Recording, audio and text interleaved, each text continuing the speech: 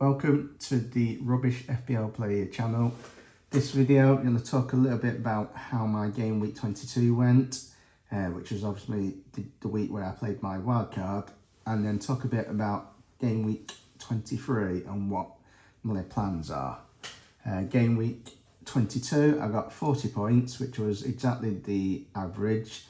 It was a 6.1 million game week rank, so not the greatest, but it was a green arrow. Obviously at my rank at about 4.4 million overall rank, it's easier to get a green arrow. It was just about a green arrow. It was a 35k green arrow, and I think it was just one above the safety score. And the safety score is basically the points you need to get a green arrow. So I'll take it.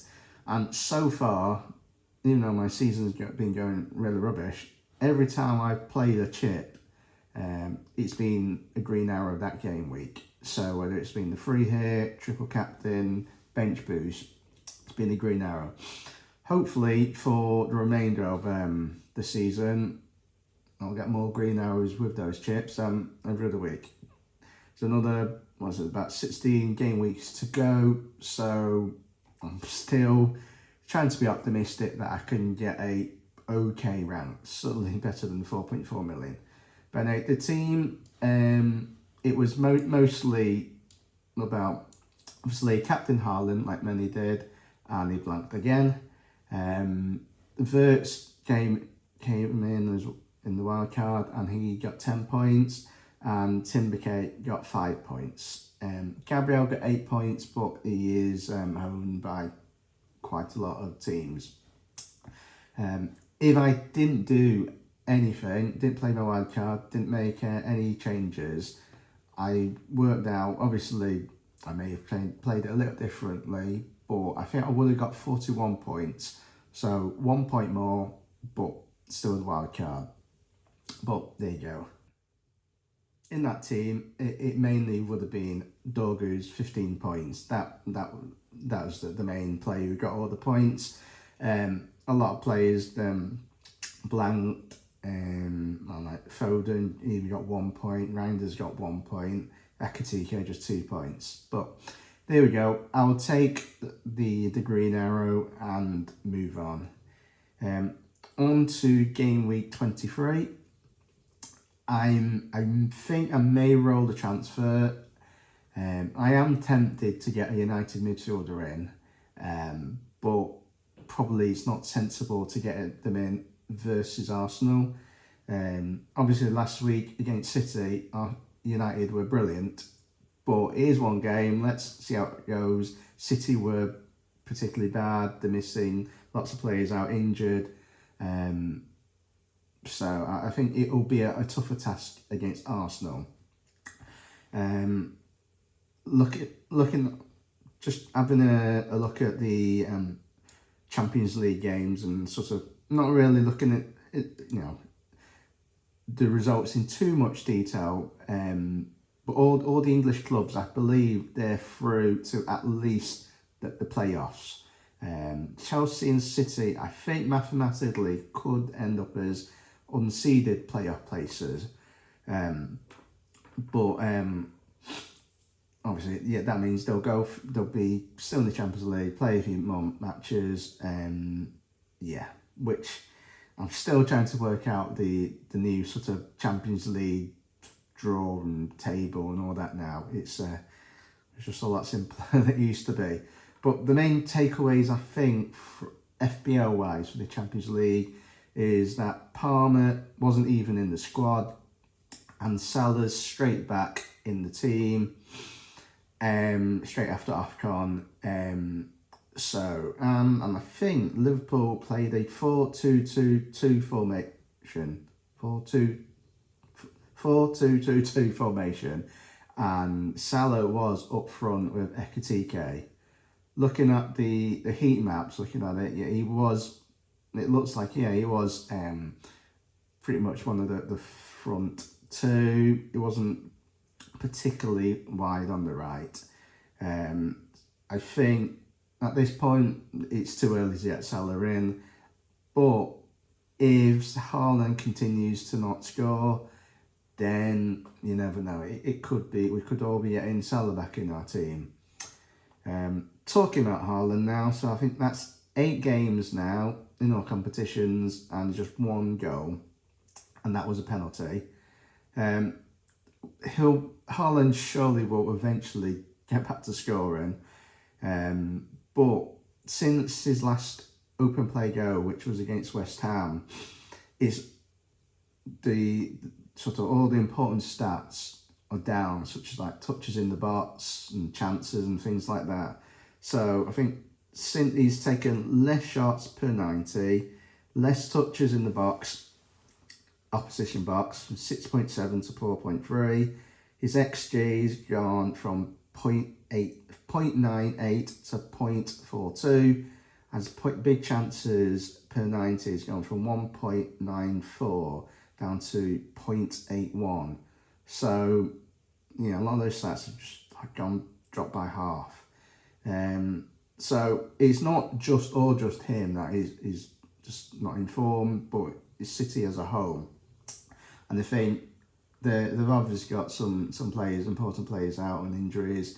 Some players were at AFCON, but I think players like Diaz and Gvardiol in the defence obviously are important for the defence, but it's all how they play as well. And I think potentially it's negatively affecting how City sort of get the ball up the pitch. And obviously Rodri isn't as good as he was last season. He's just not the same quite yet. Obviously the injury hasn't helped, and you know, to make it even worse for them during the midweek, as well as losing, Rodri got himself sent off. It won't affect FPL. He won't miss any games in the Premier League. It might help him just if he might rest a bit during those European games. But let's say whether Haaland, whether you're going to captain Haaland, I think it's against Wolves, who are literally at the bottom of the league. So if you can't score against them, you'd think, then who knows. But Wolves have improved a bit recently. They're not, they're still right at the bottom, but they're not losing every single game now. Marmoush played 20 minutes against Bodø/Glimt. Haaland played the full 90, I think. So Marmoush is back as an option. Pep has said Haaland is tired. So there is a chance maybe that Haaland, after playing, is tired. He's played 90 minutes against Bodø/Glimt. Maybe Wolves is a easier game, so maybe Marmoush starts and Haaland maybe completely rested. And obviously there's City have got lots of fixtures coming up. Yeah, it's going to be a busy time for them. They've got, after Wolves, it's Galatasaray in the midweek, and then it's Spurs, and then it's the League Cup against Newcastle. The second leg, they're ahead, but it's not all over, and then it's Liverpool. So it's a tough run of games. If Haaland really is tired and needs a rest, I mean, out of those fixtures, I think he's going to rest them against the easier one against Wolves. Yeah, so yeah, we'll see. Obviously, City, not that I'm going to be too unhappy that they're not doing that well, but yeah, they are missing some key players, like I mentioned. Gvardiol, Diaz, Stones is still out. I think the latest I've seen, he could be bit back in the middle of February, so that'll help their defence. Kovacic is out until about March. So yeah, I think they will be a bit stronger. With Mark Gay will be playing against Wolves, and Núñez, he was ill for the last game, so wasn't available. So I think he'll be helpful for playing against his former team. Yeah, so that's game week 23. I think I'm likely to not do anything. Small chance I'll get in a United player in.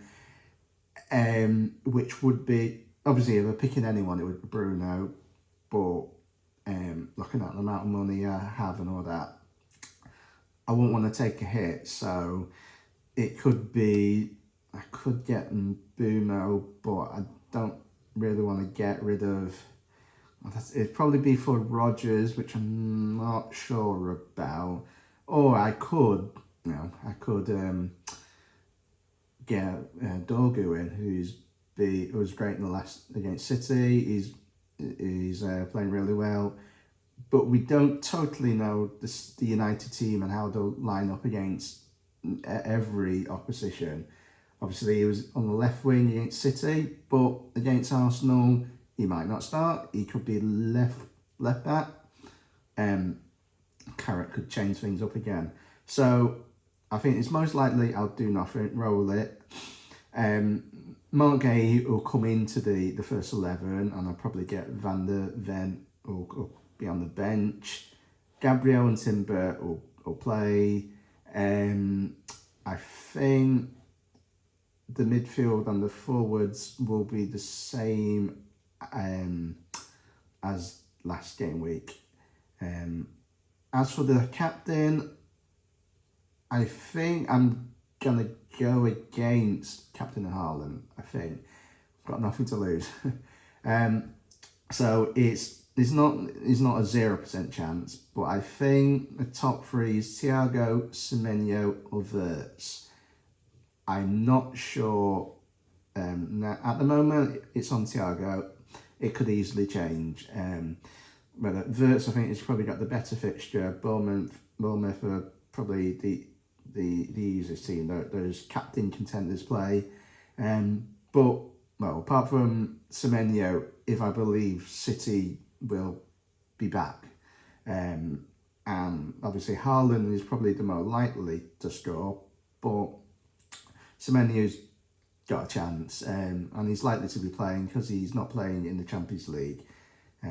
So that's something to think about. But yeah, it's the deadline is on Saturday, 11 AM UK time. So I've got tomorrow, Friday, to have a think about it, and maybe Saturday morning to make any changes. But that's it. Good luck, and thanks for watching. Hopefully you get some green arrows, and it'd be great if you could like and subscribe.